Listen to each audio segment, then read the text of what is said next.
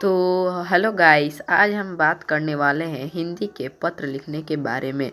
तो बहुत से बच्चों को पत्र लिखने नहीं आता और आता भी है तो कुछ गलतियों के कारण उनका अंक कट जाता है। तो हम सभी गलतियों को और लिखने के बारे में बताएंगे। तो चलिए शुरू करते।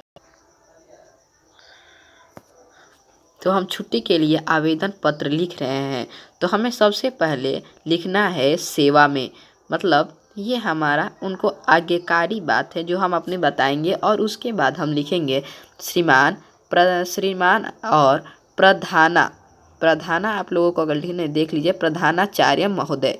श्रीमान प्रधानाचार्य महोदय लिखने के बाद लिख लीजिएगा और उसके वहाँ पे कॉमा देकर उसके ठीक नीचे आप अपने जिस भी स्कूल के हों आप उस स्कूल का नाम लिख लीजिएगा।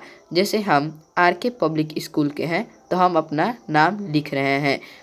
उसके बाद आपको कुछ नहीं करना है। उसके ठीक नीचे आने के बाद आप जिस भी शहर या देश या गांव से होंगे आप वहां लिख देंगे। जैसे नई दिल्ली से है और उसके बाद वहां पे आप लोग फुल स्टॉप लगाएंगे और उसके एक लाइन छोड़ने के बाद आप जिस विषय में लिखना चाहते उस विषय में लिखेंगे। जैसे हम छुट्टी के लिए लिख रहे हैं तो हम लिखेंगे 3 दिन की छुट्टी के लिए आवेदन पत्र। मतलब आप जो भी मतलब लिख सकते हैं जिसे, और ज़रूरी नहीं कि आप आवेदन ही लिखेंगे। आप छुट्टी के लिए आवेदन पत्र की जगह 3 दिन की छुट्टी के लिए भी लिख सकते हैं, पर आवेदन पत्र लिखने पर आप लोगों को ज़्यादा अच्छा लगेगा। और उसके बाद आप वहाँ पे फुल स्टॉप दे दीजिएगा और उसके ठीक एक लाइन छोड़ने के बाद आप लिखिएगा महोदय। महोदय या महाशय भी लिख सकते हैं। और उसके थोड़ी से उसके द के पास में ही आप लिखेंगे सविनय निवेदन। निवेदन यह है कि निवेदन है कि या यह है कि आप लिख सकते हैं कि आपके ही मैं आप ही के 10वीं का छात्र हूँ, विद्यालय का 10वीं का छात्र हूँ। अगर आप लड़का है तो छात्र लिख सकते हैं और लड़की है तो छात्रा भी लिख सकते हैं। तो यहाँ पे लड़की की बात हो तो छात्रा लिखेंगे और लड़का का बात हो तो छात्र लिखेंगे।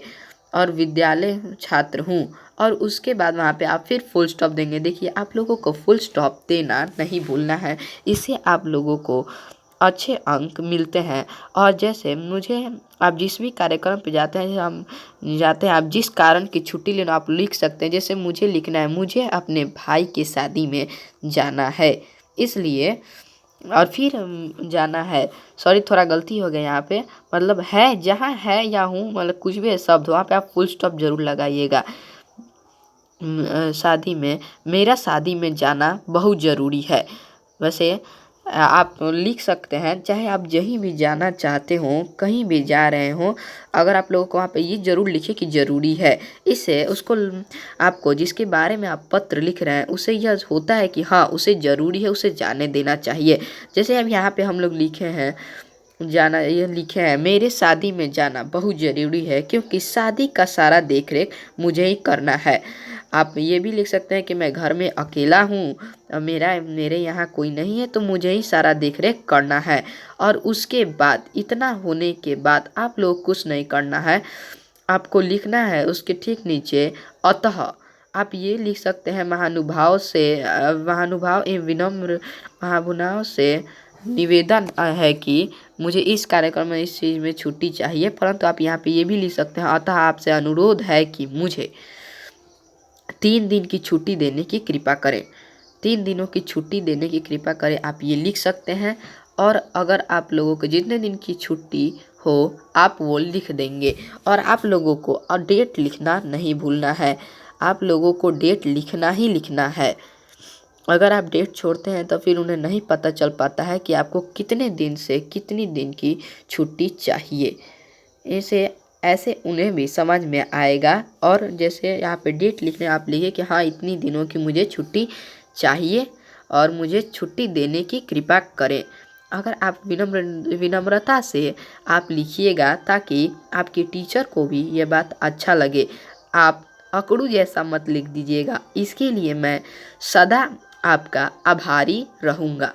आभारी अच्छी अच्छी शब्द है, आप लिख सकते हैं या फिर आप लोगों को जैसा लिखे पर ऐसी अच्छी रहेगी।